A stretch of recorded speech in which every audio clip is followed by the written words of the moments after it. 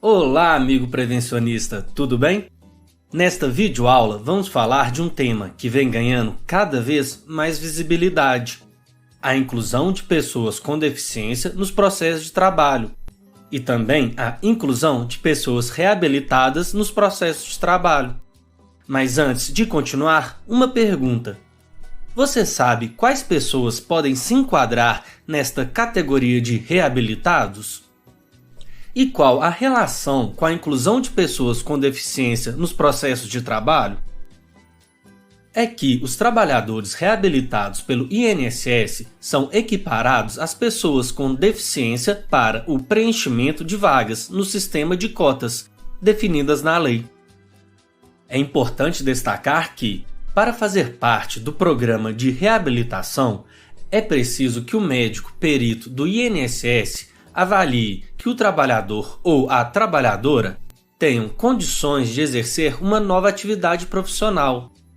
Após esta avaliação, o trabalhador deve participar do programa ou seu benefício de auxílio-doença ou auxílio-doença acidentário serão suspensos. E para seguir com esta aula, vou convidar a Paula Castro Damascena, nossa especialista em recursos humanos. Olá amigos prevencionistas, tudo bem? Olá, Zé! Paula, pessoal, daqui a pouco eu volto com alguns dados. Vamos nessa? Desde 1991, há uma lei no Brasil para a inclusão de pessoas com deficiência no mercado de trabalho por meio de cotas e, a partir de 1999, com sua regulamentação, as empresas brasileiras começaram efetivamente a contratar trabalhadores com deficiência e incluir no ambiente de trabalho. Paula, desculpa já interromper, mas gostaria de apresentar um dado. Infelizmente, dados de 2019, 20 anos após a promulgação da lei, disponível na Relação Anual de Informações Sociais, apontam que, das 700 mil vagas oferecidas no sistema de cotas das empresas, por volta de 372 mil foram preenchidas, ou seja, 47% das vagas não foram ocupadas. Como podemos ver, temos muito a evoluir. Realmente, Zé Segurança, temos muito a evoluir. Atualmente, a lei que regulamenta o direito ao trabalho da pessoa com deficiência é a Lei 13.416, de 6 de julho de 2015.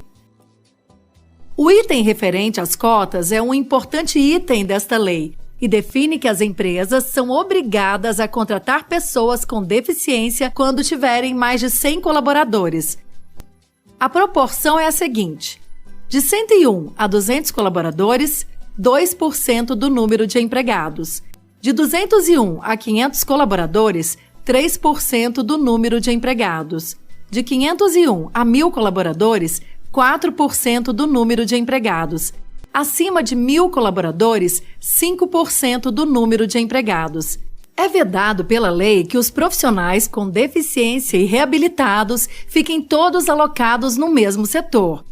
Mas não basta somente a contratação. É preciso que se ofereça condições para realizar suas atividades e um clima apropriado para o trabalhador ser bem recebido na empresa e no setor que irá trabalhar. E isso deve ser providenciado desde o momento da entrevista.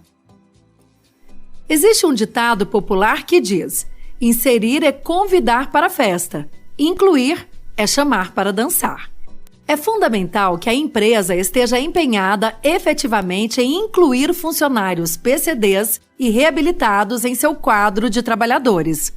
Como parte da responsabilidade social da empresa, ela deve proporcionar uma inclusão ampla, uma inclusão responsável, que possa provocar uma mudança de comportamento em toda a comunidade.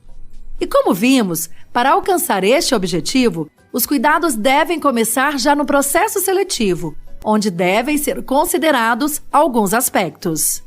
Entrevista. A seleção deve ser igual para todos, adequando-se apenas em função da deficiência apresentadas. Análises das competências.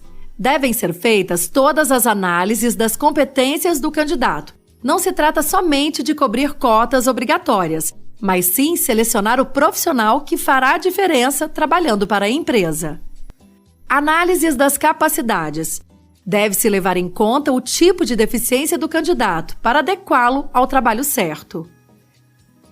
Após as contratações, os cuidados continuam, pois, como vimos, incluir vai muito além de apenas contratar.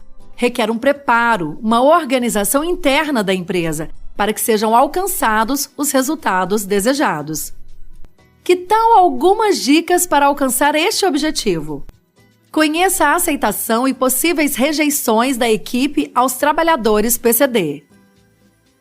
As maiores adaptações não são as dos espaços físicos e ferramentas de trabalho. Sabemos que elas são importantes. No entanto, as adaptações relacionadas a questões comportamentais são mais complexas de serem desenvolvidas. A verdade é que a grande maioria da população brasileira não teve a oportunidade de conviver com as diferenças, e assim os colaboradores podem se sentir inconfortáveis em receber o novo colega de trabalho PCD. O RH, em parceria com outros setores da empresa, deve analisar o nível de conhecimento e aceitação de cada colaborador em relação aos trabalhadores PCDs e, se necessário, organizar treinamentos e campanhas de sensibilização. Uma importante observação é que nem sempre a dificuldade em relacionar com colegas de trabalho com deficiência ou reabilitado vem do preconceito, mas sim da falta de vivência. O líder deve buscar conhecer as vontades do trabalhador PCD em relação à sua deficiência. Um exemplo é saber em quais situações gostaria de receber apoio e em quais não, e, se autorizado, comunicar seus colegas, preferencialmente em particular. Pode ser preciso que alguns colaboradores tenham que se adequar, modificar processos ou a disposição do ambiente de trabalho. Mas se isso for feito respeitando as necessidades e integrando a equipe, será possível tornar a experiência atrativa e valiosa para todos. A empresa deve deixar claro que não admite preconceitos. Os colaboradores não podem se referir às pessoas com deficiência com adjetivo, apelido ou expressão pejorativa mesmo sem sua presença. A empresa deve deixar claro para todos os funcionários que preconceito e maus tratos são inadmissíveis e que haverá penalização caso ocorra alguma falta nesse sentido. É importante que a empresa mapeie a acessibilidade e ergonomia. O local de trabalho deve estar de acordo com a NBR 9050, acessibilidade a edificações, mobiliário, espaços e equipamentos urbanos. Disponível na plataforma de ensino. O mapeamento da acessibilidade não diz respeito apenas a questões arquitetônicas, mas também à avaliação se os métodos e técnicas de trabalho, instrumentos, ferramentas de trabalho e normas da empresa estão condizentes com o trabalho PCD. É muito importante seguir todas as medidas que precisam ser tomadas para a inclusão da pessoa com deficiência no ambiente de trabalho, para que a inclusão seja efetiva. Só o cumprimento do número de cotas nas empresas não é o bastante para que a inclusão ocorra de fato. Pelo contrário, submeter um profissional PCD a situações em que ele não é capaz de desempenhar toda a sua capacidade produtiva devido à falta de adaptações, equipamento ou treinamento adequado, terá como resultado o incentivo à discriminação, além de possíveis danos psicológicos ao profissional PCD. Convido você a seguir nosso canal do YouTube para acompanhar as novidades na segurança do trabalho. Muito obrigado e até mais!